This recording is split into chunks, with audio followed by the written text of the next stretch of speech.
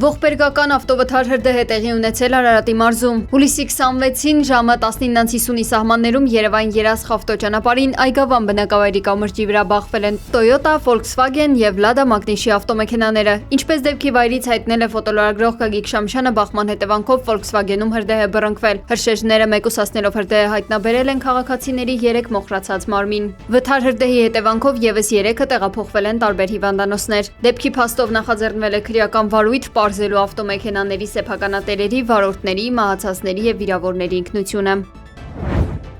Իրանում աշխատանքային այցով գտնվող Հայաստանի տարածքային կառավարման եւ ենթակառուցվածքների նախարար Դավիթ Խուդատյանը հանդիպել է Իրանի ճանապարհների եւ քաղաքաշինության նախարար Ֆարզանե Սադեղի հետ։ Հանդիպման ընթացքում ճանապարհաշինության ոլորտին վերաբերող հարցերից բացի քննարկվել են նաեւ տրանսպորտի եւ ավիացիայի ոլորտներում համագործակցությանն առնչվող հարցեր։ Պաշտոնական հաղորդագրության համաձայն քննարկվել է նաեւ Հայաստան-Իրան պետական սահմանին Արաքս գետի վրա երկրորդ կամրջի կառուցման նախաձեռնությանը վերաբերող հարցը։ Հայտնի չէ, արդյոք նաեւ Թրամփի ուղղահարցն է քննարկվել, թե ոչ։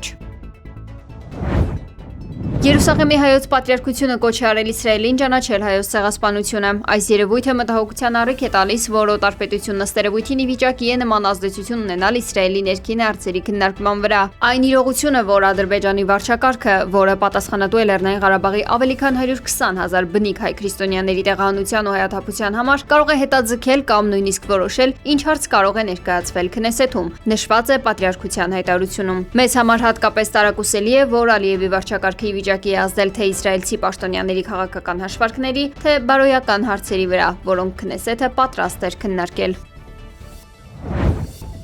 Ուկրաինան Իսրայելի հրահանգով հարձակվել է Կասպից ծովում գտնվող իրանական առևտրային նավի վրա, փորձելով Եվրոպային պատերազմի մեջ ներքաշել, հայտարարել է Իրանի արտգործնախարար Աբբաս Արաղչին։ Այս հայտարարությունից կարճ չանցած հայտարարությամբ է հանդես եկել Իրանի խորհրդարանի ազգային անվտանգության եւ արտաքին քաղաքականության հանձնաժողովի նախագահ Էբրահիմ Ազիզին, նշելով, որ Կիևի գործողություններն անպատասխան չեն մնալու Կասպից ծովում իրանական նավի վրա Կիևի հարձակումից հետո։ Սխալ հաշվարկանողների ցանկը կարծես համալրվում է, գրել է նա X սոցիալական ցանցում։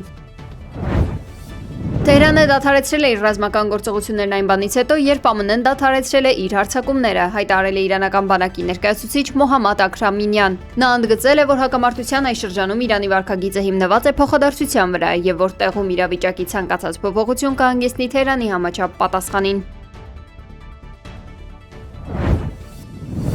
Ռուսաստանի նախագահ Վլադիմիր Պուտինը ստորագրել է օրենք, որով միգրանտները պարտավորվում են ապահովել իրենց եւ իրենց ընտանիքի անդամների ապրուստը, բնակության տարածքում սահմանված նվազագույն կենսապահովման մակարդակից ոչ պակաս չափով։ Դաշնության նախագահը նաեւ ստորագրել է օրենք, համաձայն որի աշխատանքային միգրանտների երեխաները 18 տարին լրանալուց հետո պարտավոր են կամ լքել Ռուսաստանի տարածքը, կամ 30 օրվա ընթացքում ձևակերպել աշխատանքի թույլտվություն։